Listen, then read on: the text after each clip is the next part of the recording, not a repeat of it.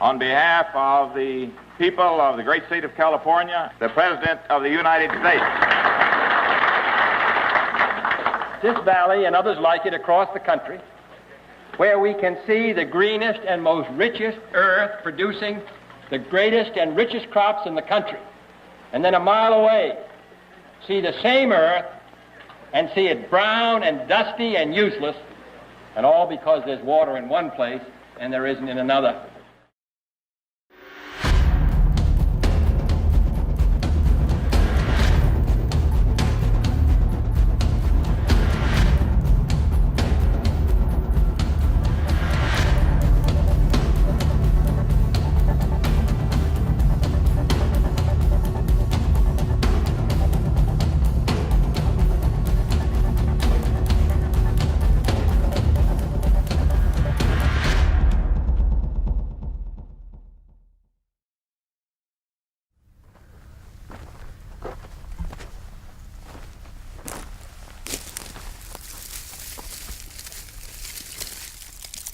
What you see here is orange grove that's been in production for over 100 years, and this is what's left of it.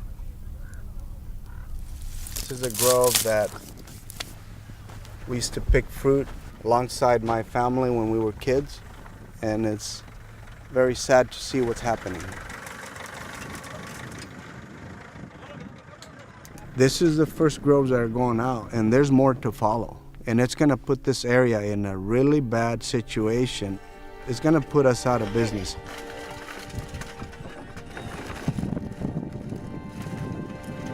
If there's not a change in the water situation, more of this is going to be happening. Water brings life to California. It sustains our cities, nourishes our spirit, turns the Central Valley's brown, dusty earth into the greenest and most abundant land in the world. It provides jobs to support families and build communities. A quarter of America's food is grown here.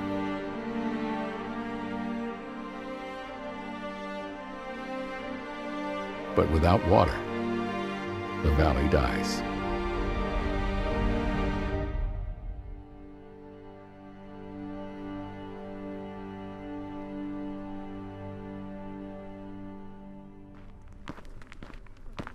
We're standing in a field that has been continuously farmed since the mid-1800s. Every summer it's had a crop grown on it until this year. There's nothing going on here, which means there's a whole bunch of economic activity that should be going on that's not. Lack of water, plain and simple, lack of water.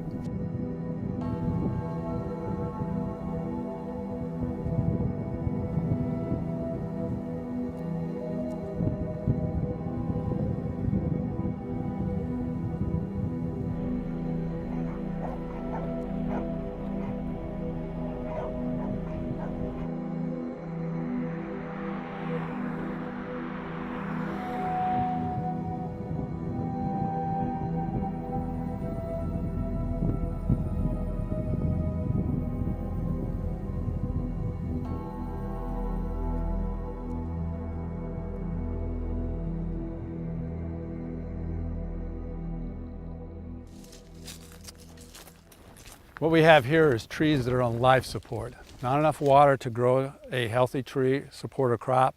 So what we've done is cut the canopy back to the level that it will take about 25% of normal water to keep these trees alive. And hopefully we can grow them back to a healthy, full tree. Even though it looks somewhat attractive from a landscaping standpoint, this is a disaster from a production standpoint.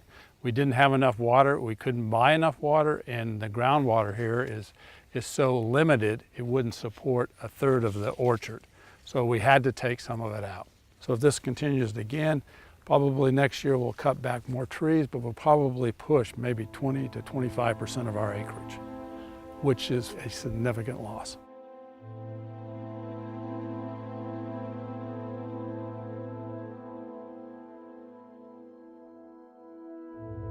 All this land that was idle right now would have been tomatoes, garlic, onions, cantaloupes. It's the first year we haven't grown cantaloupes in 60 years. 60 years we haven't grown cantaloupes. And the amount of people that are employed during cantaloupe production is, I mean, it's about 10 people per every acre of cantaloupes. And we normally have 600 acres of cantaloupes, but we can't, the return per acre foot of water is not there on cantaloupes, so we're not growing them now. This is the most productive land in the world is in the San Joaquin Valley. The most productive, I mean, that's a pretty bold statement. We have the most productive land in the world in the San Joaquin Valley, and we're trying to shut it down. The government is. It makes no sense at all. Why would you do that? Central Valley Congressman Devin Nunes was one of the first to warn that valley water was being threatened by federal policies. The cities, the towns, the farms, everybody needs water here. So if you shut off the water, you're not going to have farming, you're not going to have farm workers, you're not going to have manufacturing, you're not going to have anything here. The son of a dairy farmer and a farmer himself, Nunes met with the Natural Resources Defense Council and other environmental groups when he first ran for Congress in 2002. They told him that 1.3 million acres of farmland should be returned to its natural desert state.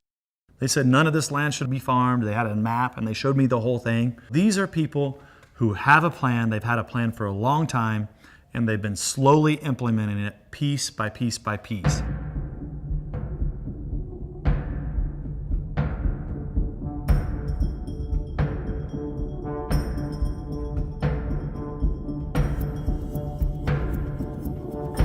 The focus of this dream of re-engineering California, or returning it back to the 19th century, is the Bay Area. That's where these ideas take root. So they're dictating and adjudicating policy for people in the interior that they do not see as cultural, intellectual, social equals, but rather people that just sort of do their thing, and they sort of are valuable to give us stuff, but we really don't worry about the impact of our ideas upon them. A lethal combination of federal laws and environmental lawsuits has dramatically reduced valley water supplies, diverting billions of gallons to environmental causes like protecting fish, regardless of the social and economic cost. While California's drought has added to the problem, the damage won't stop when rain returns. The disaster that you see here today has been created because of government. It's a man-made drought. In 1992, you had the Central Valley Project Improvement Act. That took over 1 million acre-feet of water away. In 2009, you had the San Joaquin River Settlement Act. That took another 250,000 acre-feet away. You take the endangered species lawsuits on top of that, and you have well over 1 million acre-feet. That's why there's a shortage today. It's not because of drought. It's because of these 3 laws that were passed and are being abused, and they took millions of acre-feet of water, and now it's millions and millions of acre-feet of water, and they've dumped it out to the ocean and they're wasting it.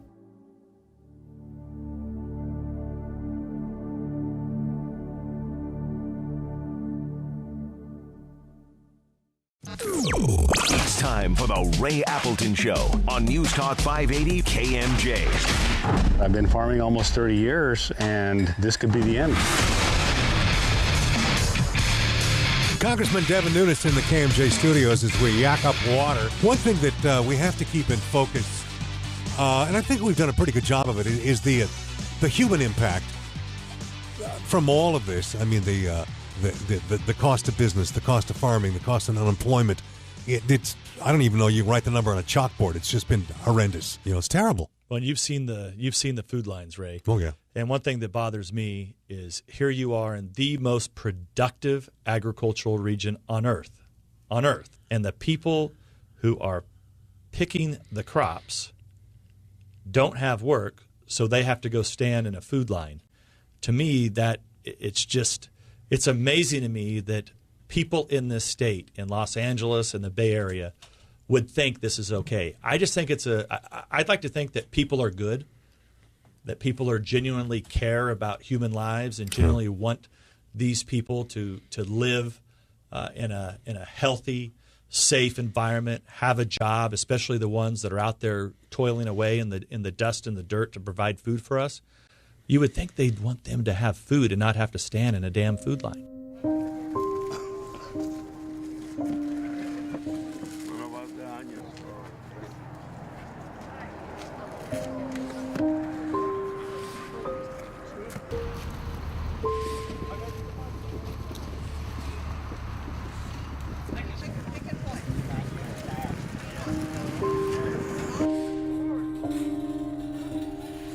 it's tough to watch.